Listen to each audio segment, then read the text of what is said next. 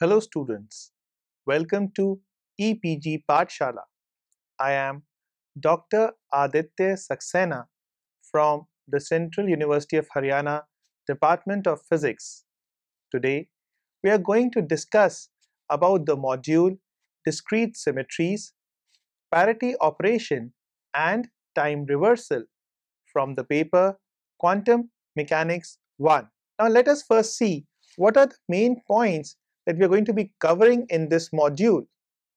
So, firstly, we would study the basic properties such as unitarity, hermiticity, etc. of the parity operator and the effect of its operation on the observables such as momentum and angular momentum of the system. Then we will define the time reversal operator and study its property of antilinearity. It can be expressed in two parts: one, unitary operator, and two, the operation of the complex conjugation and the effect of parity operation on the wave function and the Hamiltonian of the system. Having discussed the continuous symmetry transformations in the preceding module, we now turn over to some well-known discrete symmetry operations such as space reflection and time reversal. Here we shall learn primarily the basic properties of parity, that is space inversion, and time reversal operators and study the effect of these operators on the wave functions and Hamiltonian of the systems involved. Parity operator.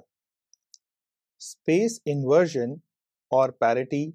is the operation in which a right-handed coordinate system is changed into a left-handed coordinate system. So basically what happens is that under this kind of an operation, if you have a coordinate system in which the three axes are directed along the positive x direction, positive y direction and positive z direction, then after this parity operation is performed, the axis along the positive x direction is changed into an axis along the negative x direction. Similarly, the axis along the positive y direction gets changed to an axis along the negative y direction, and the axis along the positive z direction gets changed into an axis along the negative z direction. So in this manner, what happens is that a right-handed coordinate system gets changed into a left-handed coordinate system. That means that positive x goes to minus x,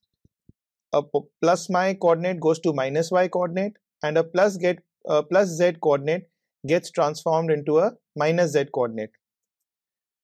And this is a discrete operation which is described by a unitary operator, operator P, which when acting on a single particle wave function gives operator P acting on the wave function psi as a function of position vector r is equal to psi prime as a function of position vector r, and this is equal to psi as a function of position vector minus r. So in this manner one can see that when the parity operator P acts on the wave function psi as a function of position vector r, then that wave function gets transformed into another wave function which is a function of position vector minus r. So if the position vector r had coordinates x, y and z, then the minus r position vector would have coordinates minus x, minus y and minus z. Now this parity operator, when it acts on a many particle wave function, then we get the relation parity operator P acting on the many particle wave function psi as a function of position vector r1, r2 and so on till position vector rn corresponding to the n particles gets transformed to wave function psi as a function of position vector minus r1, minus r2 and so on till minus rn, where now these new position vectors correspond to the same n particles after the transformation. And it is also easy to see that if the same parity operator is operated twice, then we get back the original wave function. So if we take the square of the parity operator, then the answer comes out to be 1, or we can also say that the parity operator P is equal to the inverse of the parity operator. Now, since the operator is Hermitian, where when we say that an operator is Hermitian, it means that the operator and its adjoint are equal, or operator P is equal to operator P dagger. So using the fact that the parity operator or the space inversion operator is Hermitian, and also the property that we have just discussed above, that operator P is equal to operator P inverse, we can write that the adjoint of operator P, that is operator P dagger, is equal to operator P inverse. That is, the parity operator is both Hermitian as well as unitary, because the property that operator P is equal to operator P inverse is the property of an operator to be unitary. And so from this relation, that operator P dagger is equal to operator P inverse, one can say that the eigenvalues of the operator P are either +1 or -1. Properties of parity operator. The two corresponding states referring to the two eigenvalues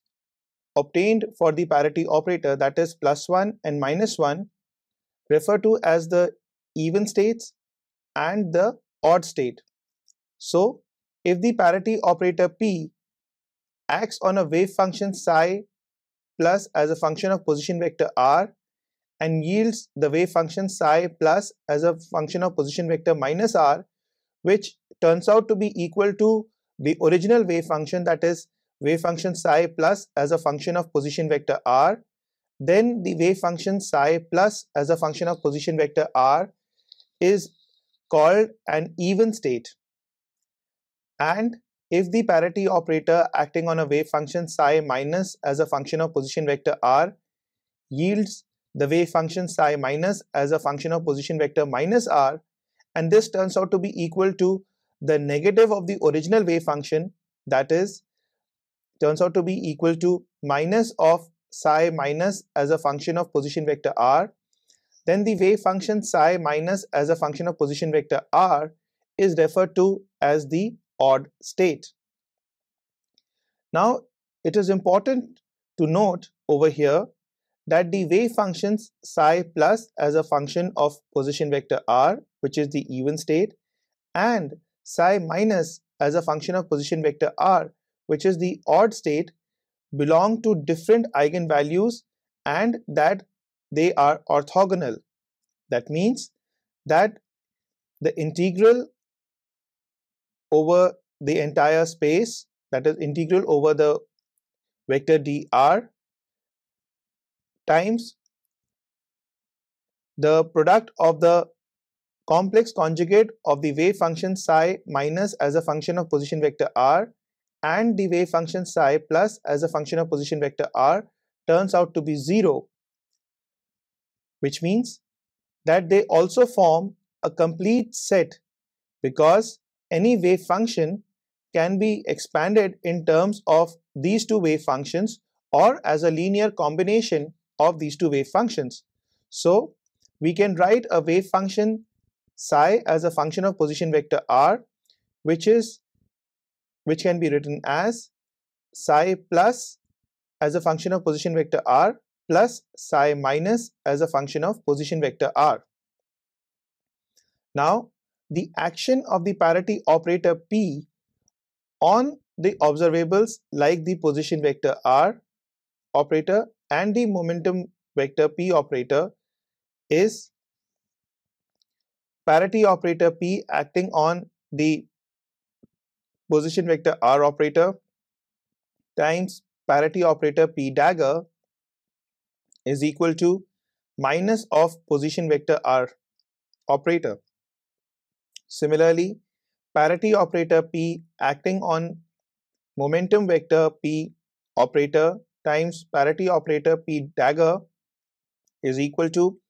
minus of the momentum operator P. So from these two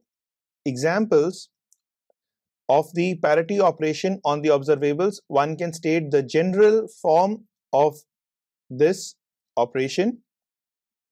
which can be written as parity operator P acting on an operator A times parity operator P dagger is equal to minus A operator. And this relation can also be stated as the commutation relation between the operator A and the operator P. And this relation can also be stated as the anti-commutation relation between operator A and operator P, and can be written as operator A times operator P plus operator P times operator A is equal to 0 operator is equal to the anti-commutator between operator A and operator P. Action of parity operator on the Hamiltonian. Now let us discuss that what is the action of the parity operator on the Hamiltonian of the system. In general, if we have any operator A, then the parity operator P acting on operator A, complex conjugate or the adjoint of the operator P is given by minus of the operator A, or in other words we can write operator A acting on the parity operator P plus parity operator P acting on the operator A is equivalent to the anti-commutator of the operator A and the parity operator, and this is equal to 0. That is, the operator A and the parity operator P follow the anti-commutation relation. Then the operator A is odd and the operator A is even if the parity operator P acting on operator A times the parity operator P dagger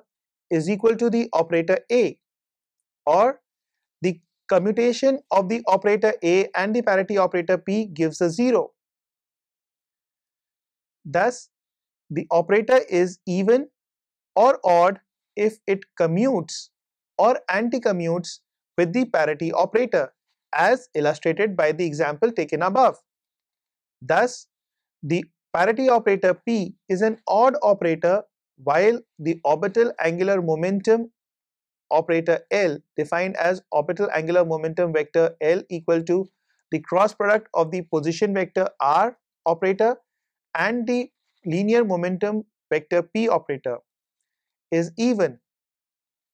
which is pseudo or axial vector because both the linear momentum operator P and the position vector operator R change sign under parity operations. Therefore, the orbital angular momentum operator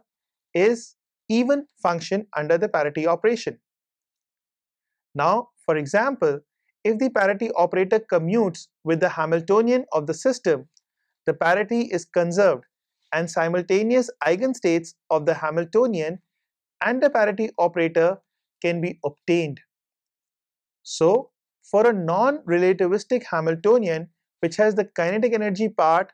with which parity commutes and the potential energy part, it turns out that in the case of strong nuclear forces or in the electromagnetic interaction, parity is conserved, while in weak nuclear interaction, through which the process like beta decay or nuclei or decay of nuclei occur, do not conserve parity. Time reversal invariance. Time reversal is the operation in which time is reversed, that is, the time t goes to minus t. The observable, such as the position coordinate, is time independent and does not change sign under this operation. Whereas momentum or angular momentum is time dependent and would change sign. Thus, the position operator R is Under the time reversal operator's influence, we can write it as the position operator R is equal to time reversal operator acting on the position vector operator R, time reversal operator dagger, and this gives us the result R. And the momentum vector operator P is equal to the time reversal operator acting on the momentum vector operator P, time reversal operator dagger, and this gives the result of minus the momentum vector operator. Similarly, the orbital angular momentum vector operator L can be written as time reversal operator acting on the orbital angular momentum operator L,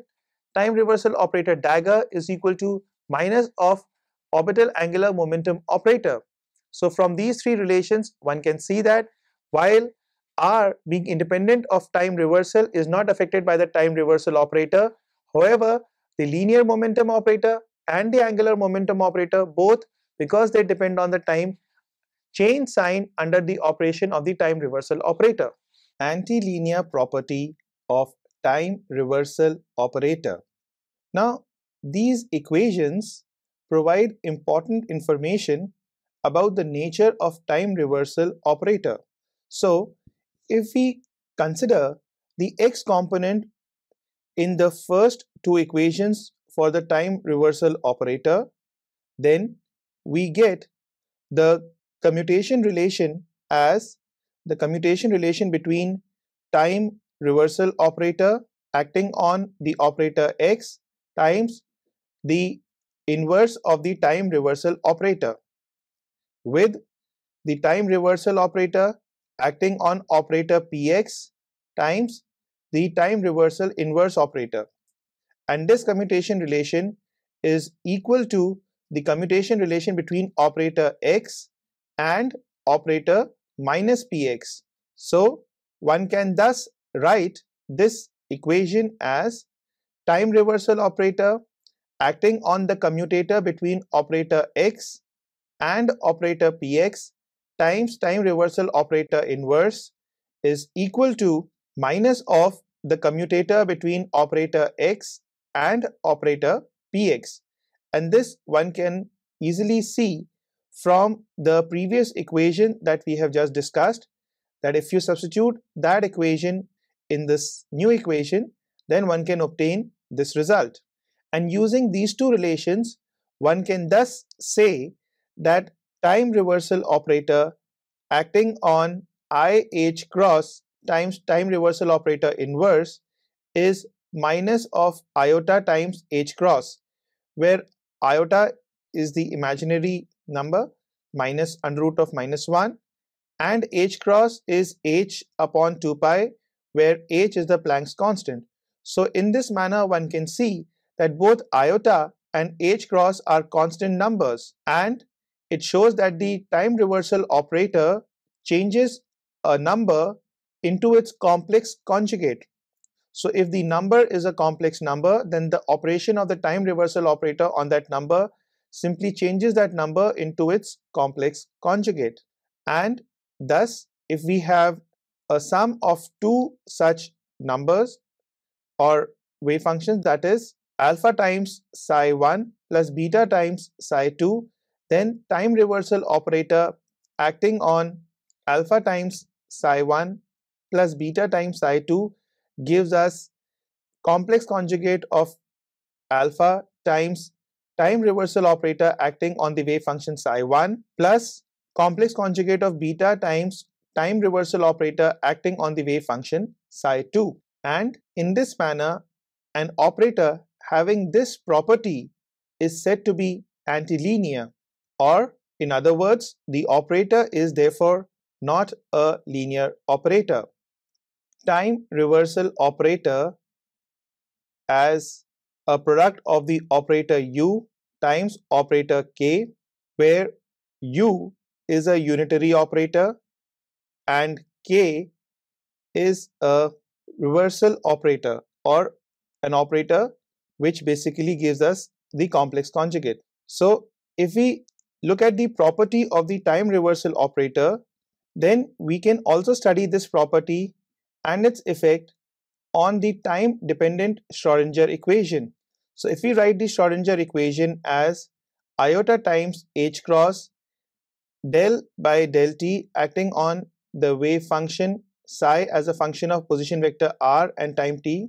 that is partial derivative of the wave function psi as a function of position vector r and time t with respect to time. This is equal to bracket open minus h cross square by twice m times del square plus v as a function of position vector r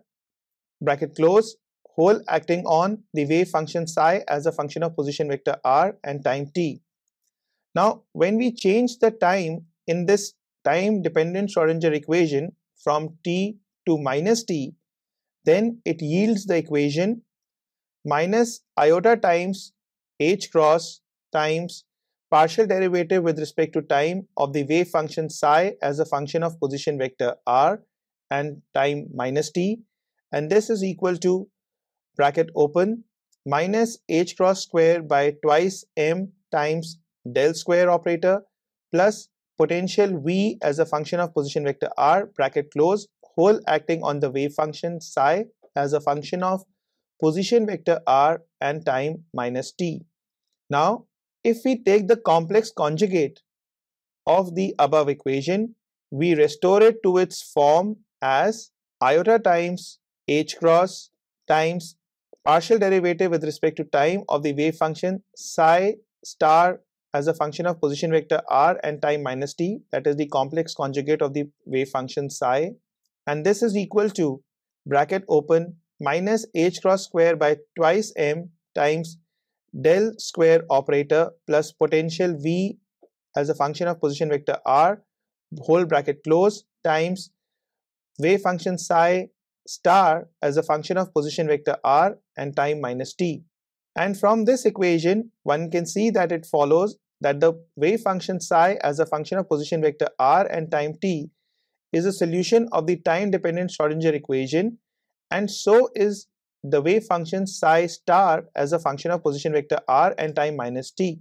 where psi star is the complex conjugate of the wave function psi. And thus we have seen that an antilinear operator is different from a linear one only in the sense that it provides an extra effect of complex conjugation, as we have seen from the example considered above of the time-dependent Schrodinger equation. Thus, we express time reversal operator as a linear operator u times the complex conjugate operator k. That is, the time reversal operator can be written as a linear operator u times the complex conjugate operator k. Action of time reversal operator on states. Now, after having studied that the time reversal operator is actually a product of the linear operator u times the complex conjugate operator k, we can then see the effect of time reversal operator acting on the wave function psi, and this can be written as time reversal operator acting on the wave function psi as a function of position vector r and time t is equal to the linear operator u acting on the complex conjugate operator k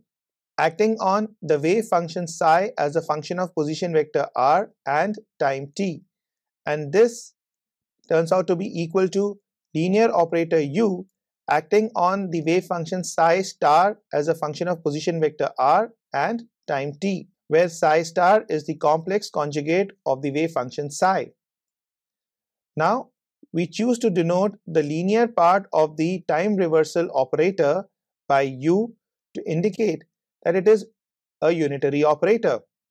and therefore one can say that the norm of the wave function psi prime, which is given as psi prime is equal to the linear operator u times the complex conjugate operator k acting on the wave function psi,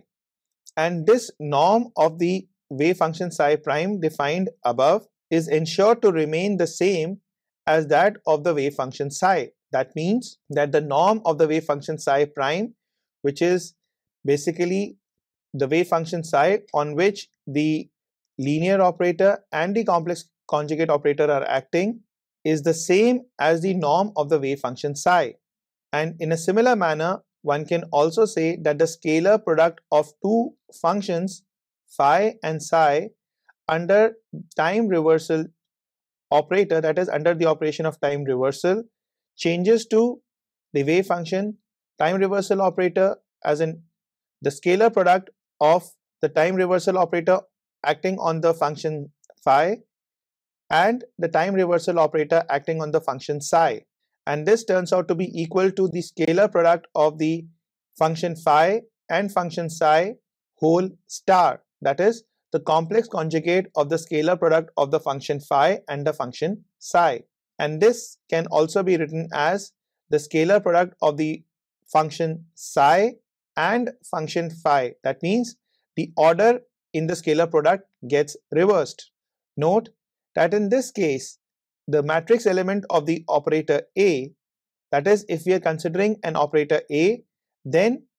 if a time reversal operator acts on the operator A, then the matrix elements of this operator A are given as, so we take a scalar product of a function phi and operator A acting on function psi. This is equal to the scalar product of the time reversal operator acting on the function phi and the time reversal operator acting on the operator A times the function psi whole star. That means the complex conjugate of the scalar product of the time reversal operator acting on function phi and the time reversal operator acting on the operator A acting on the function psi. And this can then further be written as the complex conjugate of the scalar product of the time reversal operator acting on the function phi and operator A prime times the time reversal operator acting on the function psi, where operator A prime is given by the relation time reversal operator acting on operator A times the inverse of the time reversal operator. Thus, if the operator is invariant under time reversal, its matrix elements between any two states is equal to the complex conjugate of that between the time reversed states. Time reversal invariance. Now the explicit form of the operator U, that is the linear operator, depends on the system that is under study and on the kind of representation that is being used. So, for example, in the coordinate representation where we have position vector r as real and the momentum vector p as an imaginary quantity, that is position vector r is real and the momentum vector p given by minus iota times h cross times del operator is an imaginary quantity, then the time reversal operator acts as the operator k, that is the complex conjugate operator, and the unitary operator u, which is equal to the unit operator. Whereas if we use the momentum representation in which the momentum vector is real and the position vector is imaginary, that is the position vector is given by minus iota times h cross times del operator p, whereas the del operator is the differentiation with respect to the momentum vector, then here the operator u can't be unity and we get the relation operator u acting on the momentum vector p times operator u inverse is equal to minus of momentum vector p operator. Thus, the time reversal operator acting on the wave function psi as a function of momentum vector p and time t can be written as operator u acting on the complex conjugate of the wave function psi as a function of momentum operator p and time t, and this is equal to complex conjugate of the wave function psi as a function of minus of momentum operator p and time t. In the case of Schrodinger equation, we see that the necessary and sufficient condition for time reversal invariance is that the time reversal operator commutes with the Hamiltonian. Thus, it is now known that the Hamiltonian corresponding to the nuclear weak interaction is not time reversal invariant. And one will get to learn more about this in the modules on nuclear and particle physics. So students, now let us summarize what we have learned in this module. Firstly, after studying this module, you will be able to define the space inversion or the parity operation. Then learn the basic properties such as unitarity and hermiticity, etc. of the parity operator. One can study the effect of its operation on the observables such as momentum and angular momentum of the system, which is something that you've already done. And you can then evaluate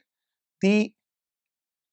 observables such as momentum and angular momentum under the operation of the parity operator for various systems. Similarly, you can also, using the meaning of the invariance of the Hamiltonian of the system under parity operation, use it to evaluate your various systems,